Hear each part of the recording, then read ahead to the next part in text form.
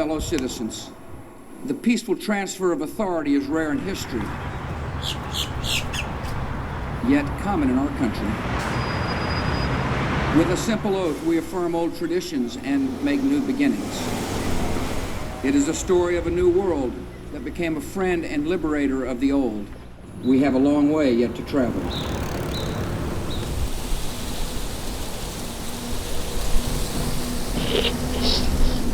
Allegations of improprieties involving thousands of ballots, especially in Palm Beach County. Support Florida law! Support Florida law! I'm not sure which one I voted for now. What they're doing now is illegal and a lie. Let's go back to Palm Beach County and what's happening there.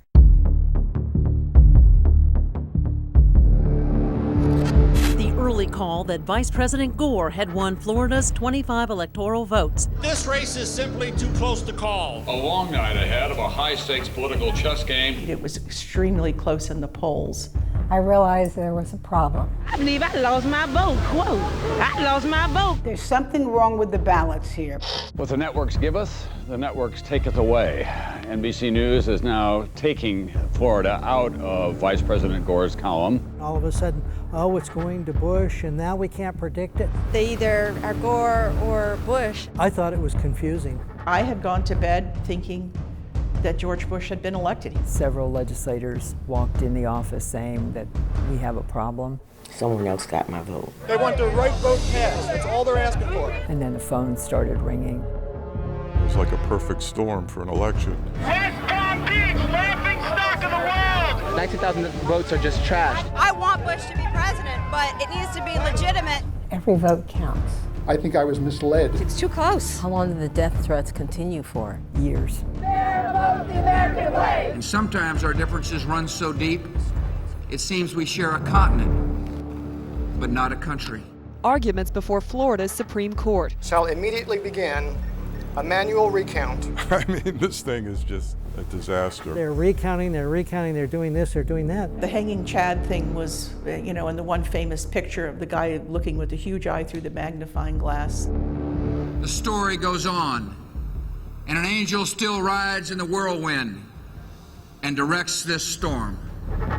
God bless you all, and God bless America.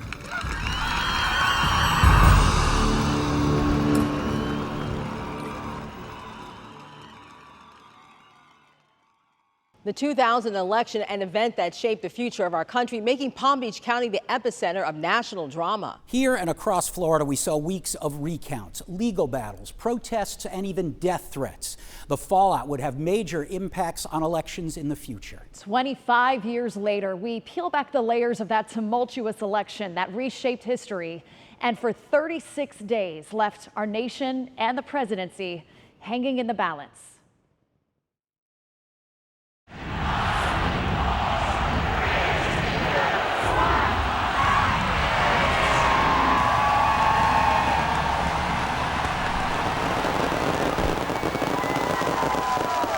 The year 2000 was a big, of course, celebration with the turning of the millennium. That was a big deal. A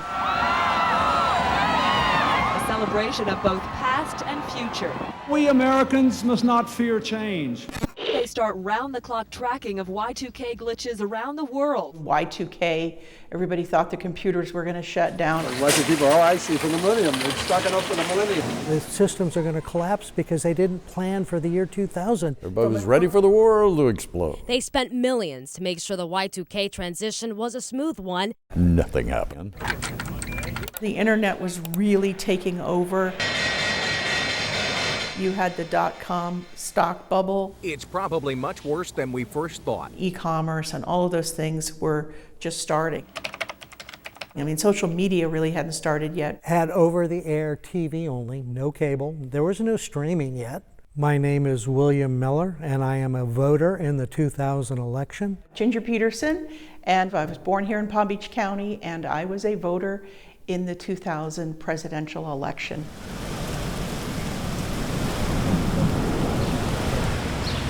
It was a somewhat quiet year. It was a presidential year, so we were busy. We had our big elections in the spring. worried about hurricanes during that year too, trying to get ready for the fall elections. Oh, you got me that time. You seen it coming? Get ready. The two candidates, people kind of viewed very much the same way. You had George Bush II in a way, you know, George W. Bush, his father had been president, and then you had Al Gore, who was Bill Clinton's vice president. So it was they knew it was going to be a very tight race. Everything was, you know, quiet until that day, until Election Day. They checked me in, they handed me my butterfly ballot, they directed me right to a ballot station.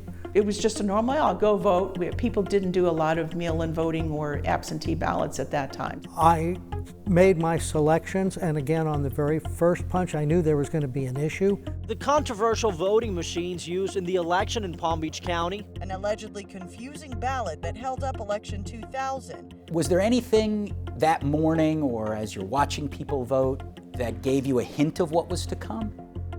Yes and no. When I voted, in my district was Century Village.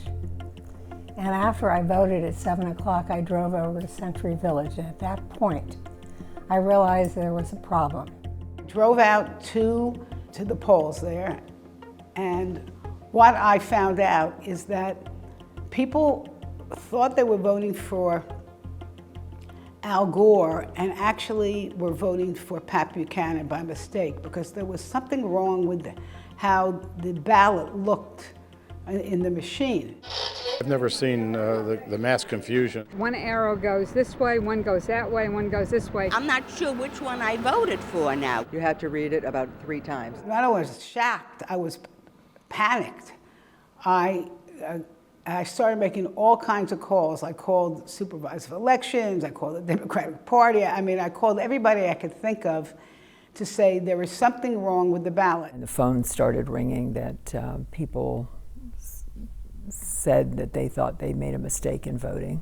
It upsets me very much that someone else got my vote. There's something strange with the Palm Beach County ballot, and be very careful when you vote, because you could possibly vote for the wrong person. There are serious and substantial irregularities resulting from the ballot used only in one county. What was happening was they were punching Gore and Lieberman, and they were punching the two, and it happened to be going into Buchanan's. It would be kind of easy that the holes might confuse somebody. It's election supervisor Teresa Lepore, the designer of the now infamous butterfly ballot. She did a very poor job. Did I, in fact, vote for Gore and Lieberman?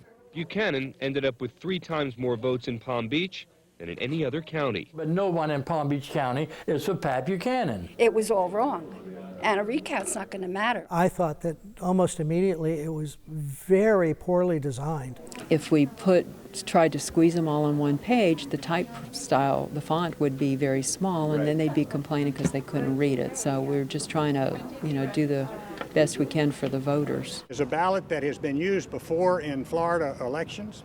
It is a ballot that was approved by an elected Democratic official. I mean, there's hundreds of thousands of people in Palm Beach County who got it right, and they didn't have a problem with it. You couldn't script a more interesting or dysfunctional scenario. It would just be a tragedy if the national election is determined by confusion at the ballot box. Sorry. I'm Teresa Lepore, former supervisor of elections for Palm Beach County and supervisor of elections during the 2000 election. Tell me about the tears.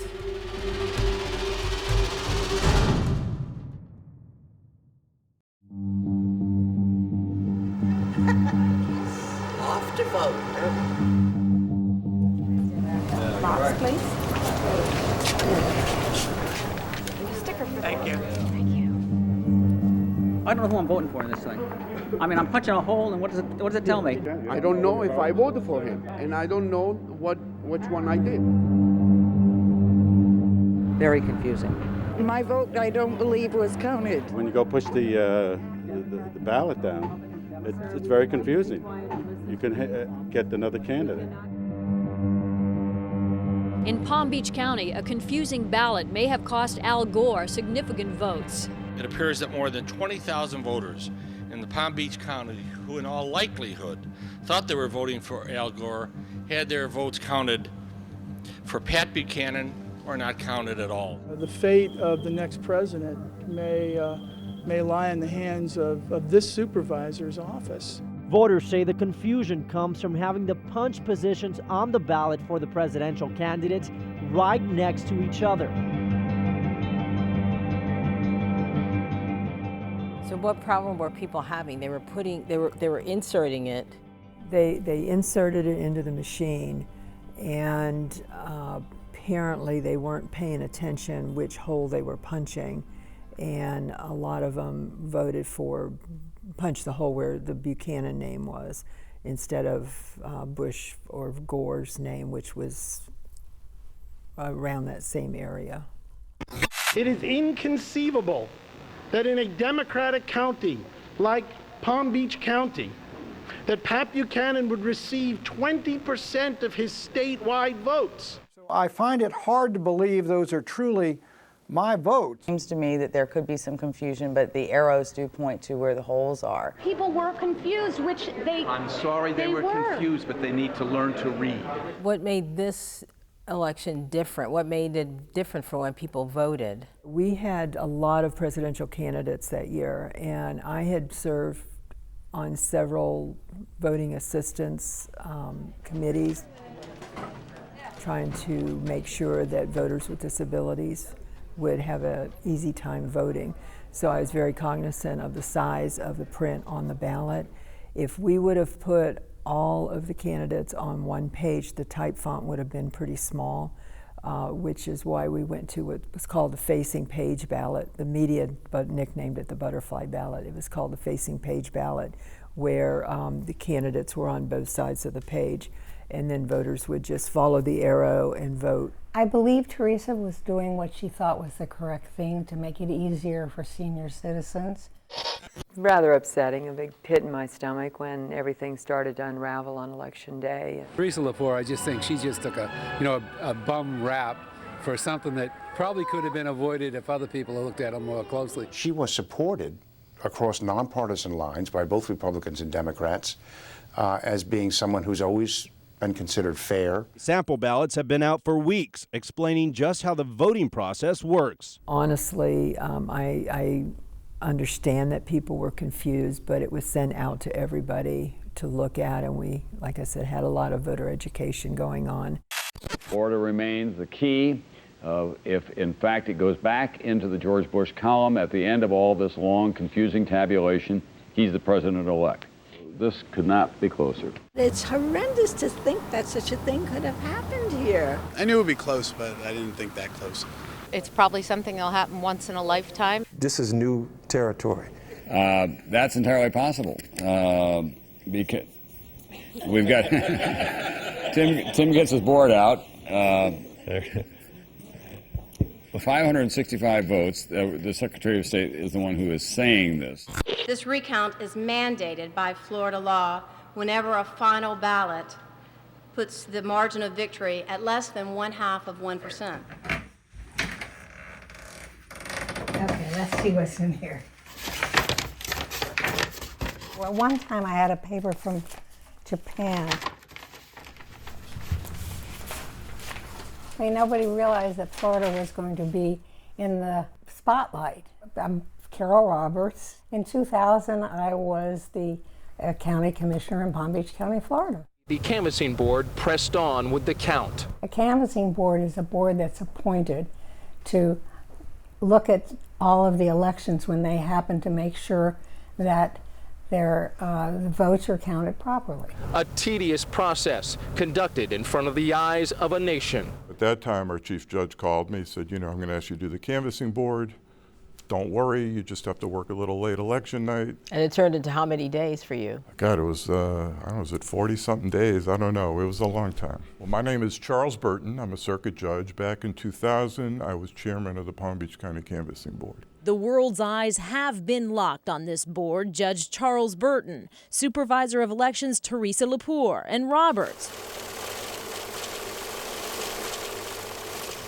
We have a job to do, and our focus is getting that job done, no matter what it takes to get that job done. Uh-oh, something's happened. George Bush is the president-elect of the United States. He has won the state of Florida, according to our projections. About 1:30 in the morning, Fox announced that we had won the election, and we all went pouring out of the headquarters into a chilly, damp evening, stood around the square in front of the state capitol waiting for the Gore concession, which never came. As if he has actually called George W. Bush and taken back his concession phone call. I'm Ben Ginsberg. In 2000, I was the national counsel for the Bush-Cheney campaign. Because of what is at stake, this matter must be resolved expeditiously, but deliberately and without any rush to judgment. The news got broken that he was withdrawing his concession, at which point our cell phones went off like crazy. We went to the Republican Party of Florida headquarters and set up shop. And that shop soon became, shall we say, overcrowded. There's some groups that were starting to gather people for protest outside.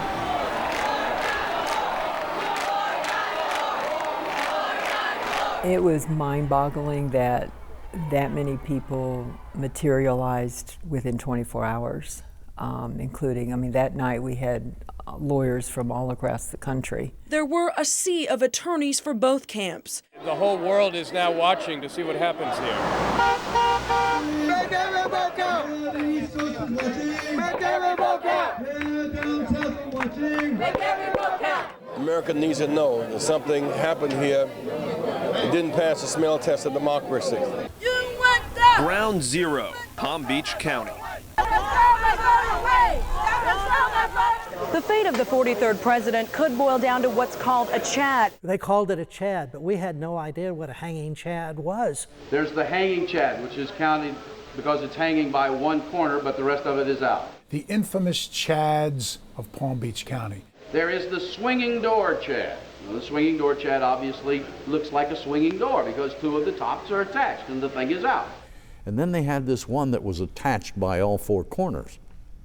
And they said, we just don't know what to call it. And I said, you know, it looks pregnant. And of course, most people at that time didn't even know what a chad was. And so I pretty much introduced the world. That was one of the things I had to do, was to tell people what a chad was. So when you cast a vote and you have an old punch system, you punch and a little piece of paper falls out. It looks like confetti. That's called a chad. A chad that is fully attached, bearing only an indentation, should not be counted as a vote. The first time I punched it, I could feel it didn't punch through. If people were punching at it and it was a little mark but it didn't come out, that was a dimple chad. If you punched and it perforated, pushed it out, that was a pregnant chad. If you punched it and it was partially detached, that was a hanging chad. And if you punched it and it had come off, but when you put the ballot back in the machine, it kind of reaffixes in a way, that's a dangling chad. So when you run those ballots through an electronic eye, the eye records the vote when there's a hole. If there's not a complete hole, then it records a no vote. So we know that happened because there were a lot of no votes for presidency or undervotes in Palm Beach County. No one comes out in the presidential election and votes for water management district, but not for the president. Only ballots that were punched at least 3/4 of the way would be counted. I've never seen one in my life with a hanging chad. The ballots that aren't punched all the way through, they can, see who the person wanted to vote for.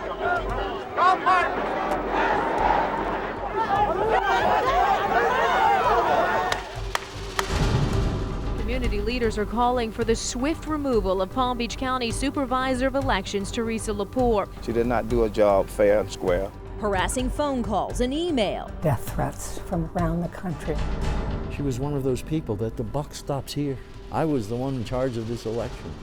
And so if you're going to say something, it reflects on me. I couldn't believe people would act like that. How long did the death threats continue for?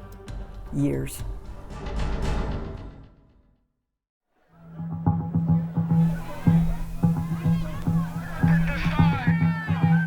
It was scary. Security was very, very tight. You had this group, you had that group, media from all around the world showed up. A lot of the times, I don't know if the media ever really knew it, but we had snipers on the roof of the building because of all the stuff that was going on, just in case something happened. The FBI confiscated about 20,000 of my emails. Most of them were death threats. In answer to your question, yes, I was a little bit alarmed. My husband was more than a little bit alarmed. This board conduct a manual recount of all the ballots for the presidential election for the year 2000. You were certainly a lightning rod for both praise and criticism. Yes. You have a binding opinion from the Division of Elections. What happens? Do we go to jail? Because I'm willing to go to jail. No, I just felt that it... Yes, I remember saying that. Did you ever feel that your personal safety was at risk at any time? The night of the election, when we started the canvassing board, when I went home about 2 or 3 in the morning, my telephone answering system was blinking itself out of existence. And I started to listen, and almost all of them were death threats from around the country. She has a sheriff's deputy posted by her side. I was starting to drive away, and the crowds just surrounded my car and started jumping on the car and acting like animals. Harassing phone calls and email. The person who was affected the most was Teresa. She was so stressed about what was going on and she had been getting threats, and she'd been getting terrible phone calls. Yes, that night when I went into the garage to get my car with the sheriff's escort, all 4 tires had nails in them. How long did the death threats continue for? Years, yeah. To this day, I mean, there are things that I do that come from that, like 99.9% of the time I back into a parking place so I can get out easy if I need to. I don't take the same route twice. Tell me about the tears. Was it because you were so concerned for your safety, or you just couldn't believe that people were doing this? I couldn't believe people would act like that. And to be honest, if that happened today, I don't know what could have happened with today's climate. I can't even imagine. To be honest with you, I had a job to do, and my focus was on the job, and that was something I could deal with later. It grew to a huge number of people from all over the world, basically. I saw some people recounting the votes and everything, and it looked really cool. And our parents requested the footage of all the election and all the media for Christmas when we go home. TV reporters lined up for live shots. History in the making.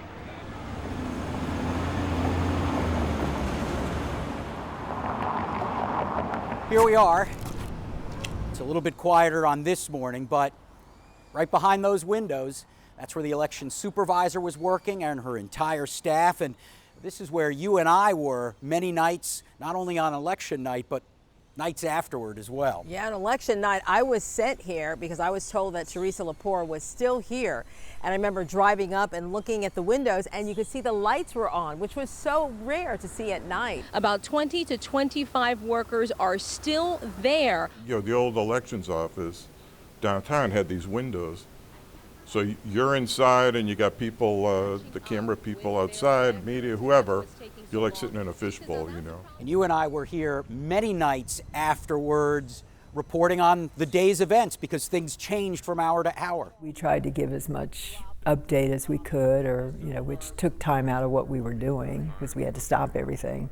Everything inside had to stop, all the counting and everything, when we went outside to talk to the media. There was almost an unsaid agreement that the people who were, protesting or campaigning for their particular candidate wouldn't bother you while you were doing your live shot. They would be right behind you holding the sign of who they wanted to win, but I don't recall ever being bothered in the middle of a live shot. No, they were just standing very close with the posters. I can remember a few posters kind of brushing my shoulder or something. This is where all of the reporters from all over the country and all over the world were set up, right? Yeah, I remember this was like my spot right here. And we just all stand next to each other, and it would go all the way down the block, down to Dixie Highway. There were so many of us. When we would stand next to each other and report, our elbows would touch because there were so many of us. This is a lot of reporters, and they all were speaking different languages. Some were speaking German, Chinese, Japanese, so many different journalists from all over the world. I've just never seen that before. I never knew there were so many journalists. We have agreed to come out here and do this publicly. We would like to continue to do that. I don't really miss those days. As I was saying to you earlier, you know, the power of the media, it's pretty amazing. But I'd rather sort of stick to my day job and not have to deal with all that.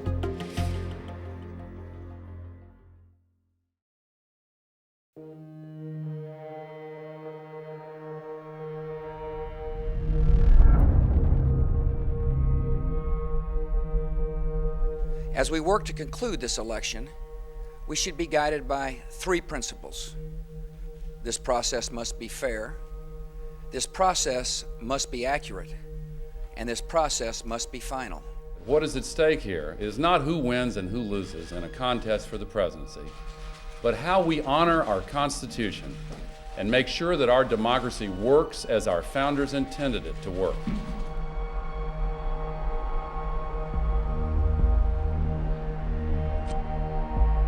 Both sides agree the Florida Supreme Court or the U.S. Supreme Court could wind up deciding who won Florida, and thus who won the presidency. Nothing could have prepared Please be seated. the legislature or us for what was about to come in 2000. Manual recounts being conducted in accordance with 166. My name is Barbara Pariente, and in the year 2000, I was one of 7 members of the Florida Supreme Court. Attention, which could be a local prosecutor or just a civil lawsuit. Yes, my name is Bob Butterworth.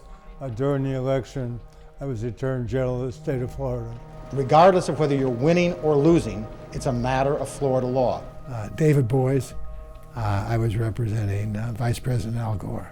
Of course, I can't talk about internal deliberations, but what I can say is the very first opinion that we issued almost immediately after receiving the lawsuit was unanimous, which was we extended the time for the counting of the ballots. I think we're going to have to wait and see what the recount, the first phase of this, the recount brings. The second opinion that was the significant opinion that went up to the United States Supreme Court was one where we had ordered a recount in all the counties where the undervote had not been recorded. That is, votes that had been cast, but the machines had not registered a vote.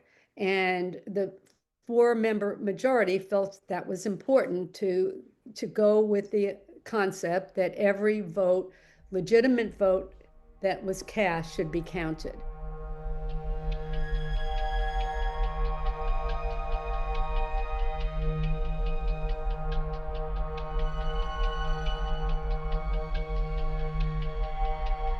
The citizens of Florida surely want the candidate who received the most votes in Florida to be determined the winner of that state. That's why I'm very pleased that the hand counts are continuing. They're proceeding despite efforts to obstruct them. And that is why the decision just announced by the Florida Supreme Court, preventing the Florida Secretary of State from certifying the election results tomorrow, is so important. Like most recounts I had been in, I expected that there would be a few days of intense activity, and then it would fade away and it would be pretty obvious that one side or the other won. But of course, it just kept on getting crazier and crazier.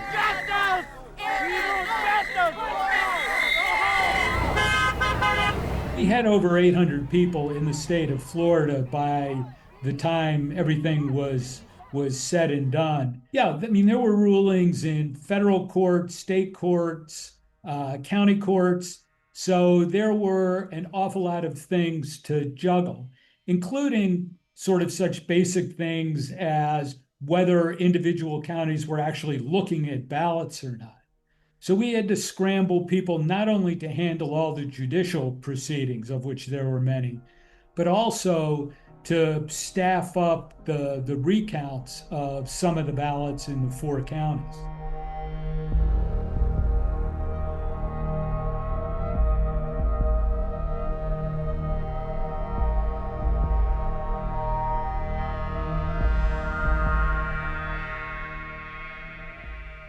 we were starting to come up against that deadline. And the deadline would mean that if you didn't have your state certify the vote, it might not be able to be counted in Congress. So when the state Supreme Court says the recount is good, go ahead with the recount, did you think your fight was over at that point? Well, I thought it was over a couple of times Saturday morning. And by Saturday noon, they were through about 40%, 50% of the vote count. And it was clear it was going to get finished in a day or two. And that's when the United States Supreme Court, without hearing the case, 5-4, stopped the vote count.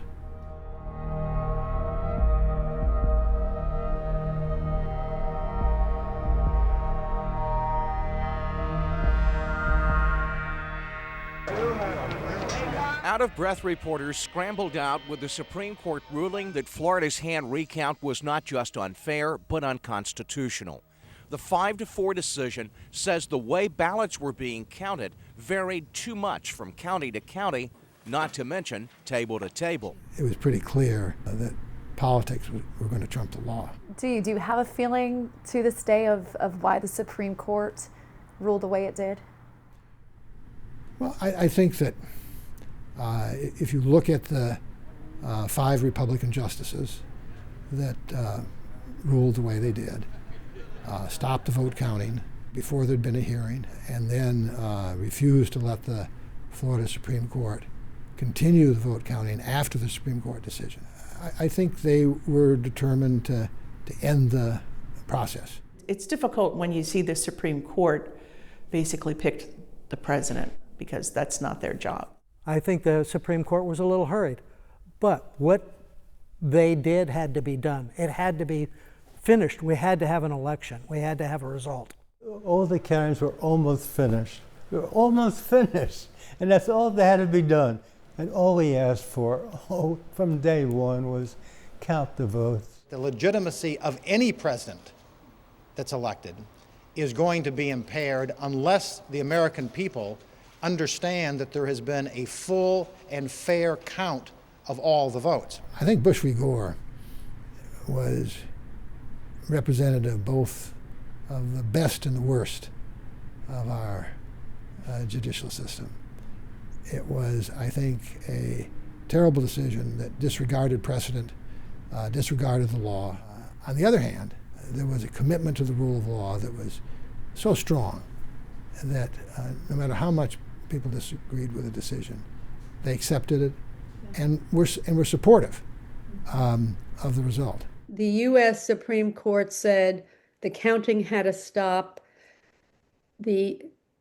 Those that were in positions of responsibility stopped. We obeyed the order, and there was a peaceful transition of power. And my hat's off to Secretary Harris and also, of course, to Jeb Bush.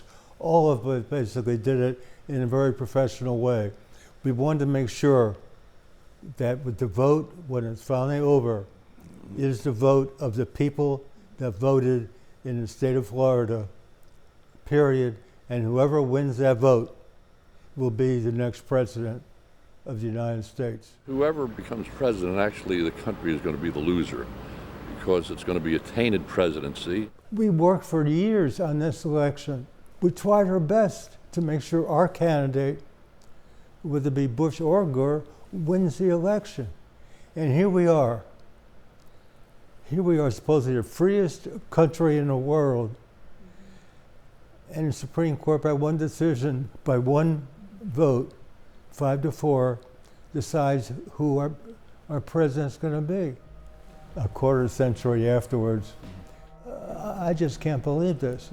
I still can't believe it. And I think 25 years later, that lesson about the rule of law and the importance of voting remains probably more powerful than ever. For anyone that doesn't think your vote doesn't count, think of the fact that the presidential election in Florida was determined by just a few hundred votes.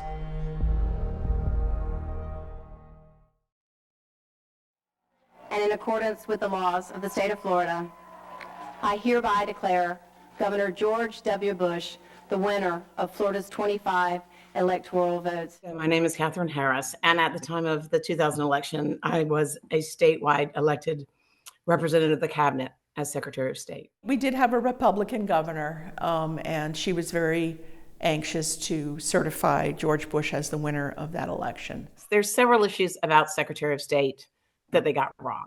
One, Secretary of State is elected statewide, not appointed. The press kept saying that I owed my allegiance to the Bushes. Not true. Catherine Harris and the Florida Bush administration to try to cut off the recount before it could be completed. David Boies said that from the beginning. We need a villain that we can blame. So I became the villain. Because that might have been some of the criticism too, and even speculation was the Bush campaign influencing your decisions as Secretary of State. We said straight up that we would not interact with them. After the first 3 or 4 days, and it was so crazy, I said, no one from either campaign can come in and talk to me. You can speak with the lawyers, but you can't try to influence me. You can't do anything like that at all. So I was kind of really in lockdown. I will credit the Florida Supreme Court with acting egregiously and changing the law. The Florida Supreme Court, who ultimately determined Florida law, not Catherine Harris. Bob Butterworth was chairing Al Gore's campaign right across the hall from me. So because Jeb was governor, George Bush's brother was governor, they weren't going to have a chair of the campaign from the cabinet. But 5 of us were given honorary chair titles, but no responsibility. We weren't to raise money, nothing. And we went to a few events, nothing different than we would have anyway. Right after the election, I obviously went to the campaign chairs and I told them, I am no longer your campaign chair. I am the Attorney General of the state of Florida. It was 36 days of not only extraordinary legal battles, but really amazing politics, amazing brilliance on both sides. The most important message is that during the election 2000 in the recount, that the Department of State charged with elections strictly followed the law. And we didn't look to the left or the right. And that's all I've ever maintained.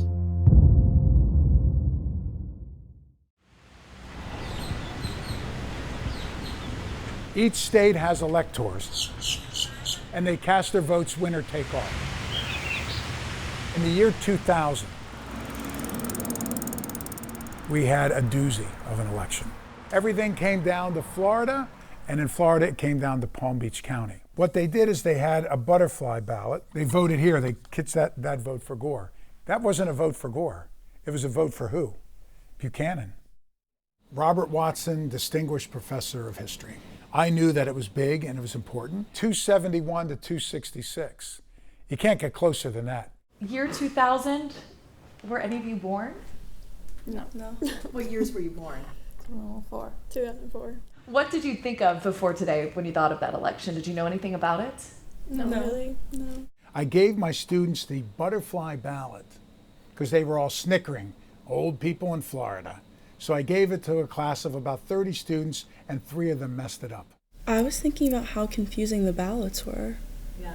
Like, why did no one think that setup was odd? It just needs to be as simple as possible. One of the many, many intriguing stories of 2000 is in Palm Beach County, we had undervotes. That means people didn't vote for president. The Gore campaign was suing, saying we need hand recounts. The Bush campaign was suing, saying we don't want recounts. You couldn't script a more interesting or dysfunctional scenario. The U.S. Supreme Court said what? End it. Bush is the winner. So that was the 2000 election. I definitely don't think we got it right, honestly. Whether it would have come out the same way, I don't know, but I definitely think there's a lot of votes that were never counted. Honestly, it just kind of boils down to me that the Electoral College is really out of date. And I think it's crazy that because of the overvotes and undervotes, you wouldn't actually know who actually won the 2000 election. Like, it's something that will kind of remain a mystery forever. Do you think it's important to learn about the 2000 election? I do. Definitely. Yeah, why do you think so? It changes perspectives about voting and about your vote actually counts. Like, it's not the same as everyone thinks, like, oh, it doesn't matter if I go or not. Like, it matters. It does. And I think the 2000 election was the prime example of this. Voting is better than not voting. It's better to get your opinion out there, even if it doesn't go the way you expect it to go. I think it doesn't change like the fact that I'm obviously still going to vote and I do believe my vote counts, but I think like people who don't believe their vote counts, I understand why they would feel that way. You would have thought from the 2000s to 2025 things might have like changed and grow, but honestly I don't think they have grown that much. If the 2000 election debacle happened today, I fear there would be riots. I think one of the few positives that come out of the 2000 election was Al Gore's concession speech. And I call on all Americans, I particularly urge all who stood with us to unite behind our next president. So let's come together, let's trust the process. He gave what I thought was one of the most civil and respectful concession speeches. Let there be no doubt, while I strongly disagree with the court's decision, I accept it. The outcome of Florida's contested election would determine the next president. Counting votes. Did you come up with the time? Who did you have that? This one I did, because you hope in some way that your words and work just add a teaspoon to this ocean of information out there about we need to be better, we need to do a better job. Florida used to be the big swing state, but over the last couple of years it's become a solidly Republican state. Whoops. I have a great amount of trust in our election system, having studied it. Typically the people that rant and scream and say it's fixed, it's broken, it's fraudulent, it's fake, they haven't spent a day studying the system. Virtually every vote that's cast is legitimate.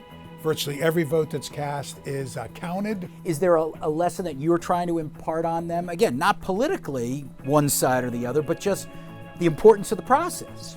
Vote. Your vote matters, your vote counts. There's so many votes in history where 1, 2, 5, 10 votes made the difference in an important election. So your vote does matter.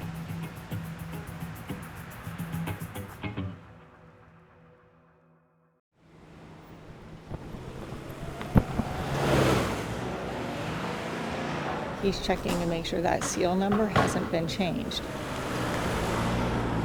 In my view, you don't trust what you can't see.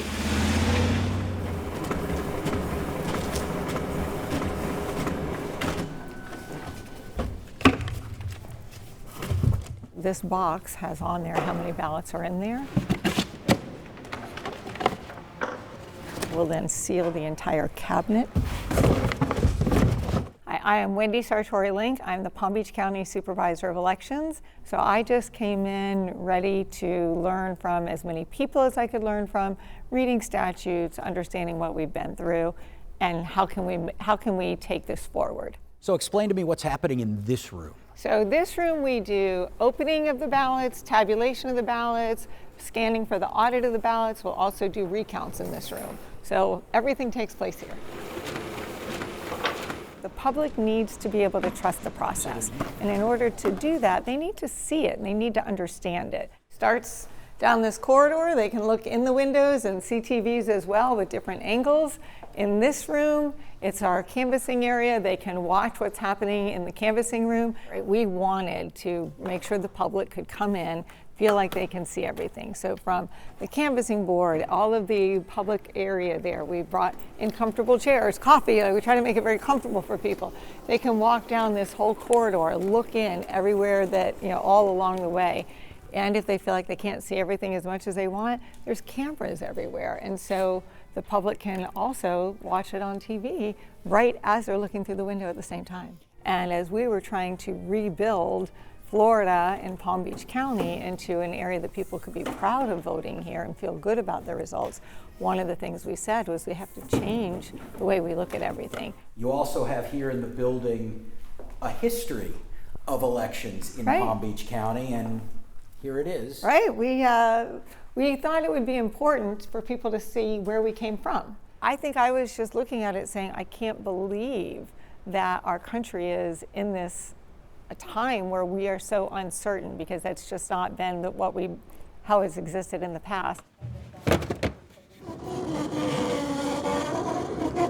With 800 precincts, we need to make sure that the right race in every different combination is on the correct precinct ballot. So we set up something that's not required by law, but we invite all the parties and all the candidates to come in and look at the ballot before we make its finalize it. The process is so important because it's what democracy is founded on, is trusting your elections. And if people don't trust the process, they're not going to believe in the outcome. You don't believe in the outcome, bad things can happen.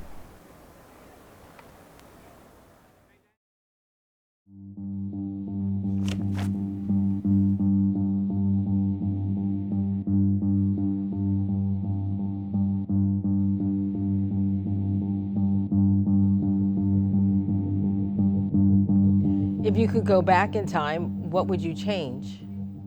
I would have tried to wait another year to get appointed. No, I don't know.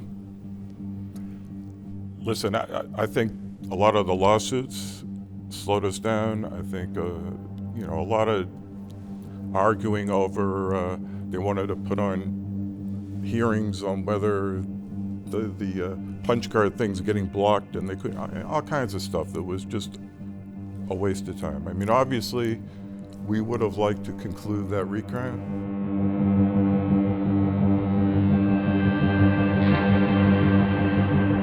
Would you say 2000 was a stolen election in a way? I would say that probably the 2000 election was,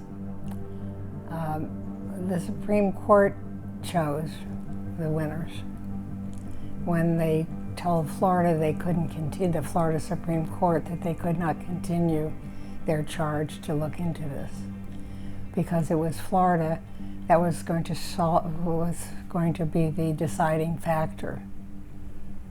So I do believe it was selected rather than elected. I mean, nobody realized that Florida was going to be in the spotlight.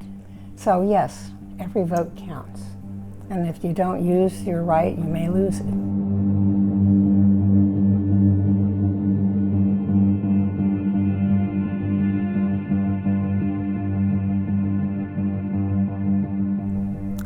I lost a lot of friends during that, or supposed friends. They weren't true friends to begin with. I don't trust anybody. Very, very hard to trust anybody. It's made me stronger. God only gives you what He knows you can handle. Do you ever look back and think about it at all, or it's in the past? It's in the past. I've tried writing a book about it. I've got notes and stuff, but it's just too hard, too painful to go back. So it's part of my life. I just kind of, another chapter that's over and done with.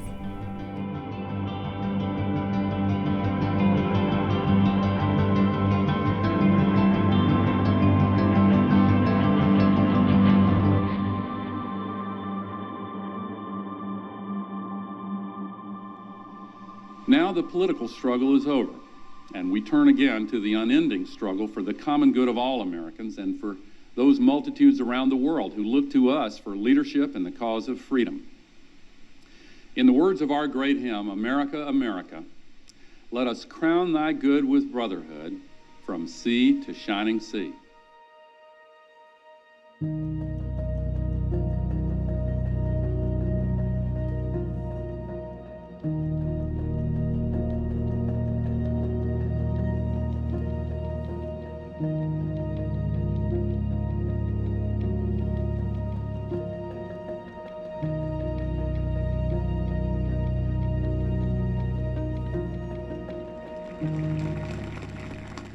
I am honored and humbled to stand here where so many of America's leaders have come before me, and so many will follow.